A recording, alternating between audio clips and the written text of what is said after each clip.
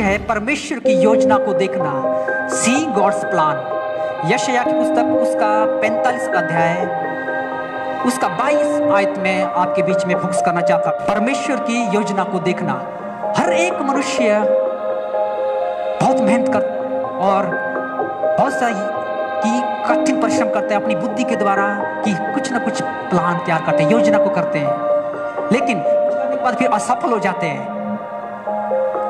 क्योंकि मनुष्य कोई भी संसार में देखो प्लान करता है, योजना करते हैं, लेकिन मैं बताना चाहता हूं यहाँ कि जब कुछ योजना करते हैं, कुछ प्लान करते हैं, तो हम अपने आप को परमेश्वर के हाथों में देना है। जब हम परमेश्वर के हाथों में अपने आप को देते हैं, परमेश्वर के हाथों में सौंपते हैं, तो जो परमेश्वर का जो योजना हमारे जीवन में है वो क्या होता है, सक्सेसफुल हो जाता है, वो सफलता मिल जाती है। और मैं आज हम जो इस वचन से भी कुछ ऐसी बातों को देख कि परमेश्वर का योजना क्या हमारे जीवन में आपने इसमें भाई और बहनों, हम भी कई बार क्या करते हैं, हम अपनी योजना तैयार करते हैं, हम अपना जीवन में तैयार करते हैं, प्लान करते हैं, लेकिन हम क्या करते हैं, हम परमेश्वर की उस योजना को, जो परमेश्वर कुछ हिस्सा को अपने और उस पर ध्यान नहीं देते, अपनी और ध्यान मार के और दूसरी ओर चलते हैं, और हमारे जीवन में तब समस्या, कष्ट, परेशानियां का सामना करना पड़ता है, आंधी तूफान से टक्कर करना पड़ता है, और हम तब याद करते कि परमेश्वर का क्या योजना था हमारे जीवन में। तो हमको क्या करना, हमें अपने आप को प्रभु के हाथों में देना है। जब हम प्रभु के हाथ में, प्रभु का जो योजना है, तब हम सब, तो पहला जो पॉइंट है वो है केवल परमेश्वर ही बचा सकता है। मैं एक बात रिपीट करता हूं, केवल परमेश्वर ही बचा सकता है। जब हम देखते हैं यशायाह 45 का उसका 22 आयत में आपके बीच पड़ा गवाही को मैं बताना चाहता हूं, यहाँ पे केवल परमेश्वर ही बचा सकता है। आप सभी जानते हैं रामपुरा के इतना हमारे नजदीक में है, यहाँ से एक सिस्टर पूजा नाम की है, जो जनवरी महीने में उनका एंगेजमेंट हुआ हमारे छत में। जब एंगेजमेंट होने के बाद वो धीरे धीरे बीमार होते गए और उनकी बीमारी बढ़ती गई, कंटिन्यू बीमार होते गए, और लोग उनको बहुत हॉस्पिटल में ले गया, बहुत इलाज कराया, और इलाज करने के बाद हर जगह जहाँ भी उन्होंने लेके गए बहुत पैसा खर्च किया। लेकिन अभी पिछले सितंबर मंथ में मुझे एक कॉल आया, हमारे गुरप्रीत भाई ने उनको बताया, जिसके साथ एंगेजमेंट की, आप चर्च में लेके जाओ, वहाँ फादर है, उनसे मिलो, प्रभु उसको चंगा करे। उन्होंने बहुत जगह ले गया, और उन्होंने एक हॉस्पिटल में ले गया, तो हॉस्पिटल में क्या बताया, उसकी मेंटल प्रॉब्लम हो गया उसको। वो रात 3 बजे उठ के क्या करती है, पूरी रात बोलती रहेगी, मुझे लेने आ रहा है, मुझे दिख रहा है, और भागती रहेगी, सोएगी नहीं, पूरी रात सुबह 8 बजे तक फिर सो जाएगी, और वैसा हालात था उसका। तो मैं बोला आप आइए कल चर्च में आइए, मेरे से मिलिए। तो दूसरे दिन बारिश हो रहा था, भारी बारिश कर मैं चर्च नहीं आ पाया, तो उन्होंने कॉल किया 9, 10, 11 बजे मैं घर में था, 12 बजे मेरे को लेने घर आया। जब मैं यहाँ पहुंचा तो मेरे साथ और भी थे, कुछ भाई स्टूडेंट थे, हम सभी यहाँ बैठे, 8 लोग आए थे वो लोग। उनके साथ उसके बाद क्या होता है, उस भाई ने, जो उसका भाई है, बहुत परेशानी में था, बोले जैसे एंगेजमेंट हुआ और उसका महीने में डेट फिक्स किया है। उस टाइम तक बिल्कुल अच्छी थी वो सिस्टर, लेकिन एंगेजमेंट होने के बाद ऐसा हुआ है, और नवंबर में डेट फिक्स किया है, अब अगला 2 महीने अब कैसे करेंगे। मैं बोला आज आप प्रभु की स्थिति में आए, परमेश्वर उसको बचाएगा, परमेश्वर सिस्टर को बचाएगा।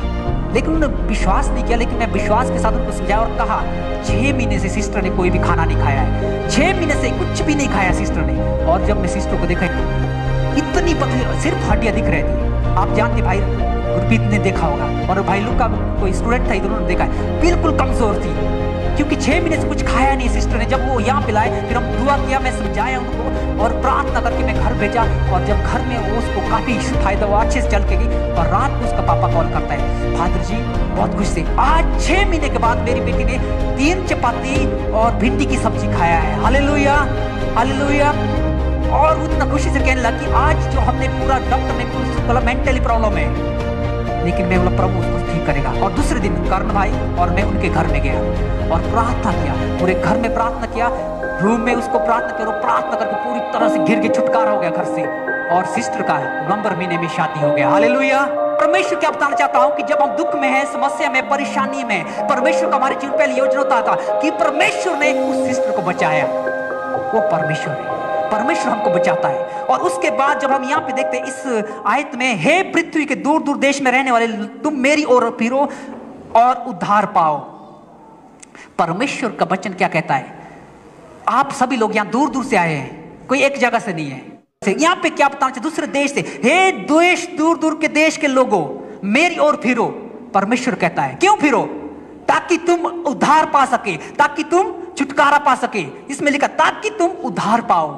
हालेलुया, ताकि हम उद्धार पा सके। किससे? प्रेरितों काम में लिखा है, स्वर्ग के नीचे और पृथ्वी के ऊपर कोई दूसरा नाम नहीं है जिसके द्वारा मनुष्य उद्धार पा सकता है, एकमात्र परमेश्वर जो हमको उद्धार दे सकता है।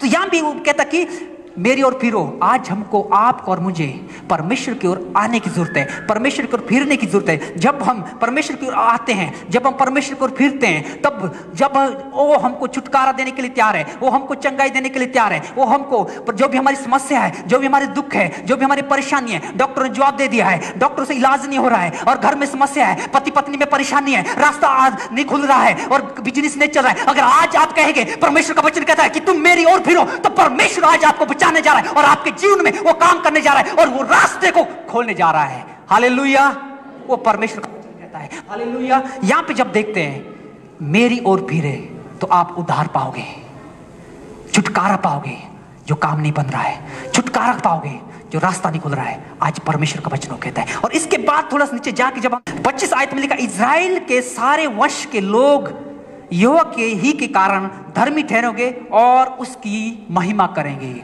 इजराइल के सारे लोग यहोवा के कारण धर्मी ठहरेंगे और उसकी महिमा करेंगे। अब यहां पे मैं पढ़ रहा था, जब मैं इसको मनन कर रहा था, ये इजराइली लोग के लिए कहा गया है, तो हम लोगों के लिए नहीं है क्या कि वो लोग परमेश्वर की महिमा करेंगे और वो लोग उद्धार पाएंगे? तो हम लोगों के लिए नहीं है क्या? फिर मैं जब पढ़ना शुरू किया, थोड़ा स्टडी किया, प्रार्थना किया था, तो मेरे को बात आई कि परमेश्वर ने अब्राहम से कहा, तू इस देश को छोड़ कि मैं तुझको क्या करूंगा, मूल पिता बढ़ाऊंगा। इस इब्राहिम को परमेश्वर ने चुना, वो इजराइल का, हम इजराइल का वंश बन गए। वो इजराइल का वंश आज आप और मैं, मेरे मुझको और आपको परमेश्वर कहता है कि तुम के लिए कहता कि इजराइल के वंश के सारे लोग, आज आप और मैं वो इजराइल का वंश है। प्रभु कहता कि तुम आओ और मेरी महिमा करो। इसलिए आज आप और यहाँ इकट्ठे हैं। यही परमेश्वर का योजना आपका और मेरे जीवन में, कि हम परमेश्वर की स्तुति कर सकें, कि हम परमेश्वर की महिमा कर सकें। तो परमेश्वर हमारे और आपके जीवन से यही चाहता है। जब हम उसकी स्थिति में आते हैं, जब हम उसकी हजूरी में आता है, वो परमेश्वर आपके और मेरे जीवन से बात चाहता है। इसलिए आपको और मैं आज परमेश्वर की संतान है। जब यूहन्ना रचित सुसमाचार में लिखा है, उसमें जब पढ़ते हैं, जो कोई विश्वास करता है वो परमेश्वर की संतान बन जाता है। हालेलुया। इसमें दूसरा पॉइंट दिया हमको, परमेश्वर अपने लोगों के लिए महान कार्य करता है, महान कार्य करता है। यहां भी मैं एक गवाही को देना चाहता हूं। पहले शुरू करने से पहले एक सिस्टर का कॉल मुझे आया, सॉरी, लॉकडाउन टाइम में, सिस्टर मोगा से, बठिंडा साइड मोगा जो है, उनके जीवन में ब्रेन में वाटर हो गया था, पानी हो गया था ब्रेन में, और उनका बीमारी और बढ़ता गया, बढ़ता गया, बढ़ता गया, और उनका आंख भी स्वेलिंग हो गया, शरीर में स्वेलिंग हो गया, उनके जोड़ों में दर्द हो गया, कमरों में दर्द हो गया। तो ऐसे कई सालों से उनका चल रहा था प्रॉब्लम। तो उन्होंने मेरे को कॉल किया, आंटी जी यहाँ बैठी, उनकी बेटी हो, उन्होंने मेरा नंबर उनको दिया।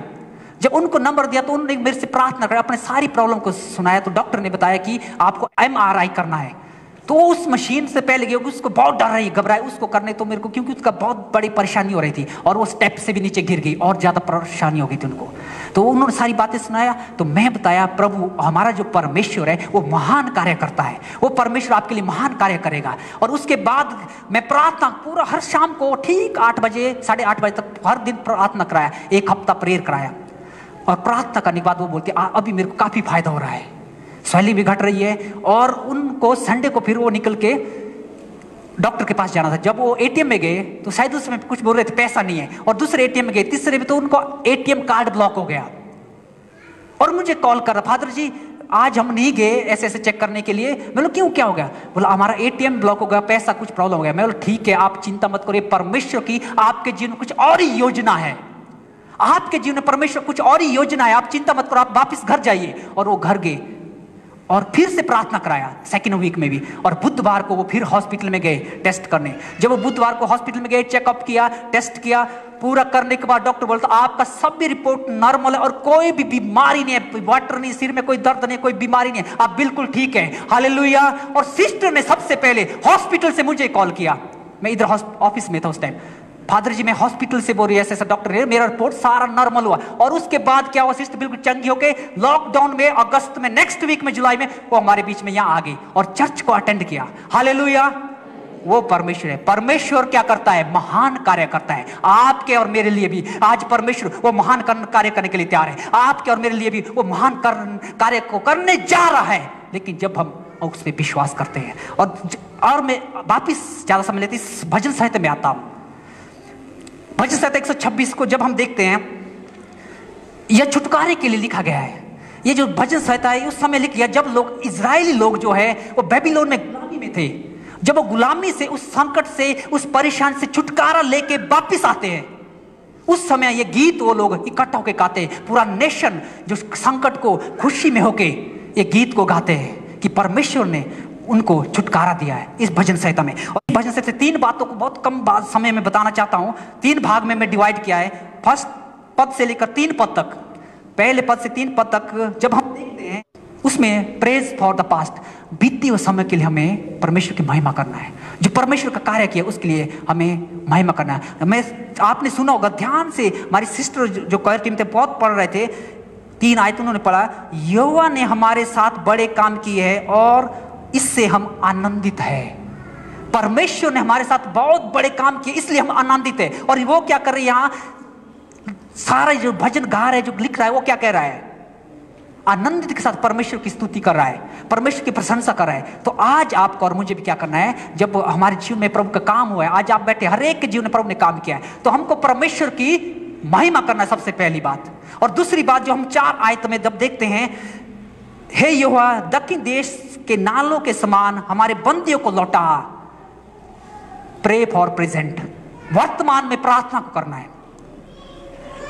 पास्ट के लिए अपने प्रभु की महिमा करना है और वर्तमान में हमें क्या करना है, प्रार्थना करना है। किसके लिए, अपने आप के लिए हम प्रार्थना करना है, दूसरों के लिए हमको प्रार्थना करें। जब हम यहाँ पे देखते हैं वे लोग यहाँ पे इस आयत में प्रार्थना कर रहे हैं, अपने लोगों के लिए दुआ कर रहे हैं, तो हमको दुआ करना है प्रेजेंट में। और तीसरी बात हम देखते हैं 5 और 6 आयत में, वो है कि प्रोमिस फॉर द फ्यूचर, भविष्य के लिए परमेश्वर ने वादा किया है। 5 आयत में क्या वादा किया, आपने देखा होगा, बहुत अच्छे लगे। इसमें लिखा है कि भविष्य के लिए वादा किया, जो आंसू बहाते हुए बोते हैं वो जय जयकार करने पाएंगे। मैं फिर से पढ़ूंगा, जो आंसू बहते हुए बोते हैं वे जय जयकार करते हुए लवने पाएंगे। हालेलुया।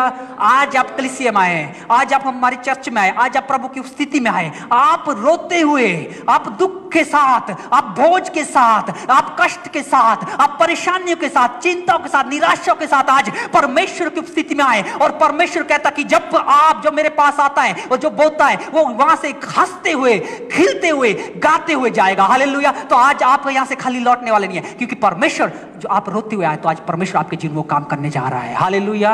सही बोलेंगे हालेलुया। तो परमेश्वर आज वो काम आपके लिए करने जा रहा है। मेरा तीसरा पॉइंट है, यीशु मसीह कोने का सिरा है। यीशु मसीह कोने का सिरा है। डिक्शनरी के अनुसार मैं जा रहा हूं जो हमको आज दिया है, यीशु मसीह कोने का सिरा है।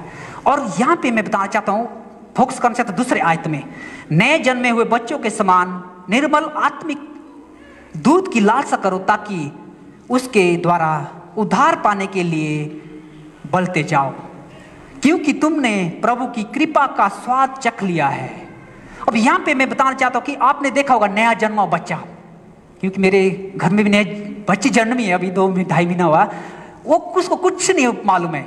सिर्फ यहां पे लिखा है कि वो नया जन्मा बच्चा क्या करता है कि दूध की लालसा रखता है, कि उसको ओनली दूध चाहिए, बाकी उसको किसी चीज का टेंशन नहीं है। तो यहां पे क्या बताना चाहता है, जब आप और मैं आज जो प्रभु में है, हम नए जन्म में हुए एक बच्चे के समान हमको भी लालसा करना, किस लिए, प्रार्थना करने का, वचन करने का, प्रभु के साथ चलने का। हमारे अंदर वो जिज्ञासा होना चाहिए, वो लालसा होना चाहिए, ताकि हम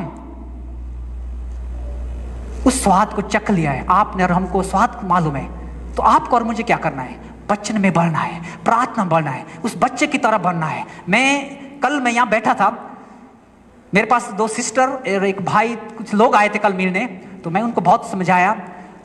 वो बहुत परेशानी में है, बहुत दुख में, बहुत कष्ट में है कई सालों से। तो मैं बोला, आप लोग विश्वास में कब से हैं, तो चर्च में जाते हैं, उधर राजपुरा साइड, बोला आज जाते हैं, कितने साल से, 5 साल से चर्च में है। तो बोला 5 साल से आप चर्च में, आपके जीवन में अभी तक इतना परेशानी क्यों है?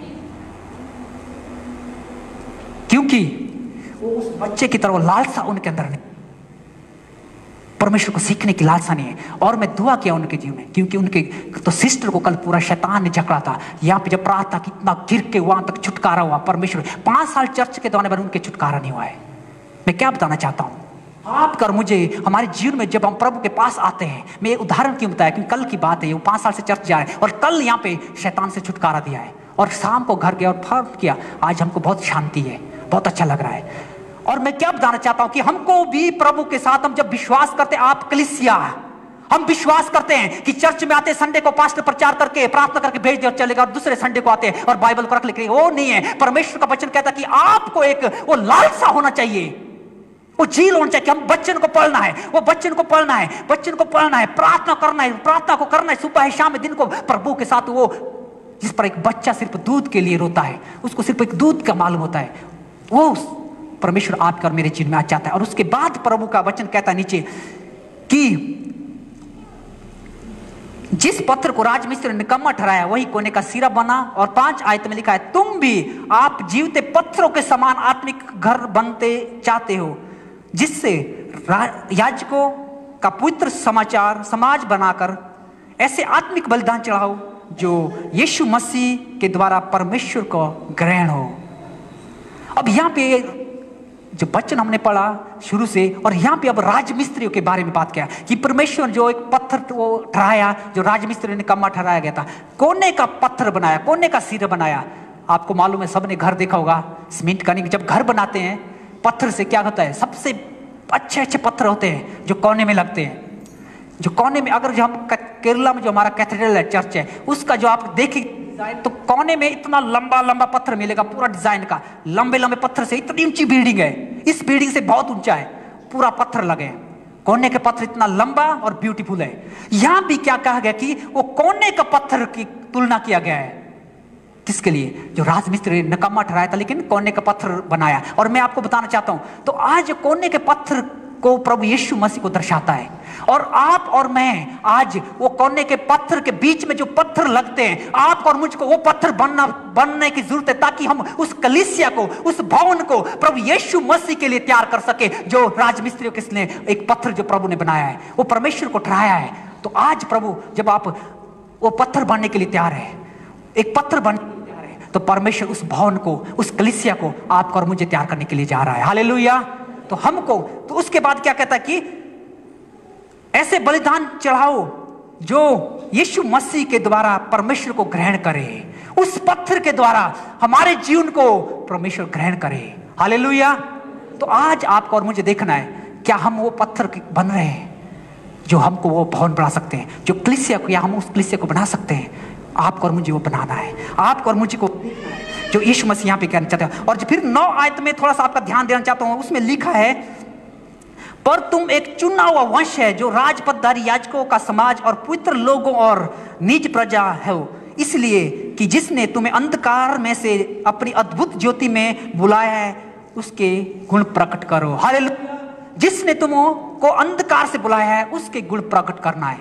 तो हमको कैसा पत्थर बनना है, ताकि हम अपने गुण, उस सीधे कोने का जो पत्थर है उसके बीच में हम अपने गुण को प्रकट कर सके। आज आपको और मुझे वो देखना है, जब हम कलीसिया में आते हैं, जब हम चर्च में आते हैं, तो परमेश्वर आपको और मुझे वो कोने का पत्थर बनाने के लिए जा रहा है। हालेलुया।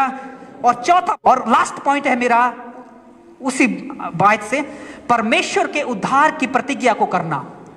परमेश्वर के उद्धार की प्रतिज्ञा को करना है। अब जो सारा ये जो आज का हमारा टॉपिक है, यहां पे इस पे आता है, सीइंग गॉड्स प्लान, परमेश्वर की योजना को देखना। आज यहाँ पे वो सारा कैलकुलेट कर रहा है। पहले पढ़ा था हम कि परमेश्वर ही केवल बचा सकता है, यस प्रभु ने बचाया। और दूसरा हमने देखा परमेश्वर अपने लोगों के लिए महान कार्य करता है। और तीसरा बात है, जब महान कार्य करता है तो हमको वो कोने का सिरा बनाता है। जब वो पत्थर हम बन जाते कोने का सिरा, उसके बाद क्या कहता है, परमेश्वर के उद्धार की प्रतिज्ञा को पूरा करता है।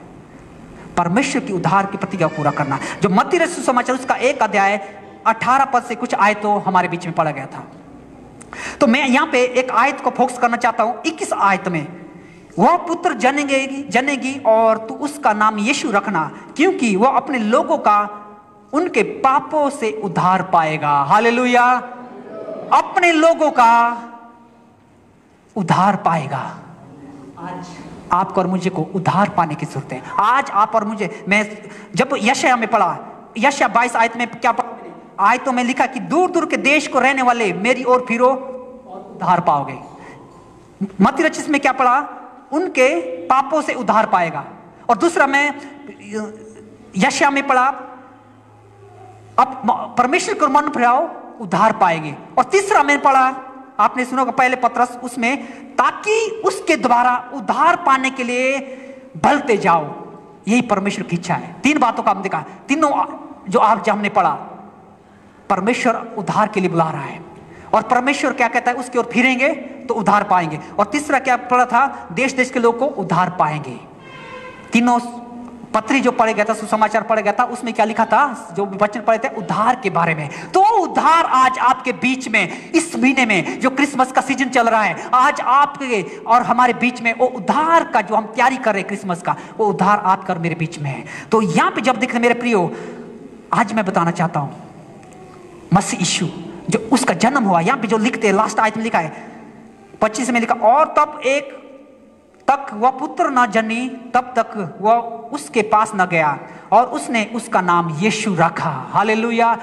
जन्म हुआ, कौन जन्मा, यीशु जन्मा। तो आज क्या मैं बताना चाहता हूं, आज मेरे प्रिय मसीह में भाई और बहनों, आज आपके और मेरे जीवन में, आज आपके और मेरे हृदय में, मेरे दिल में वो प्रभु यीशु मसीह का जन्म होना चाहिए। जब आपके और मेरे हृदय में प्रभु यीशु मसीह का जन्म होगा, तब आप और मैं उद्धार पाएंगे। तब आपके और मेरे बीच में, मेरे जीवन में, मेरे घर में, मेरे कामों में, मेरे समस्या में, मेरे दुख में वो उद्धार होगा, वो छुटकारा होगा। जब आप प्रभु यीशु मसीह के पास आओगे, दूर दूर के लोग, देश देश के लोग, जब प्रभु के पास आओगे तो तुम पाओगे। Hallelujah, hallelujah. तो आज मैं आपको क्या बताना चाहता हूं मेरे प्रिय मसीह में भाई और बहनों, मेरे अजीजों, कि प्रभु यीशु मसीह आपके लिए इस महीने में जन्म लिया और अपने आप को बलिदान किया, ताकि आप और मैं छुटकारा पा सके, ताकि जो कोई भी संसार में नाश ना परंतु अनंत जीवन पाए। यही परमेश्वर की इच्छा है, सीइंग गॉड्स प्लान।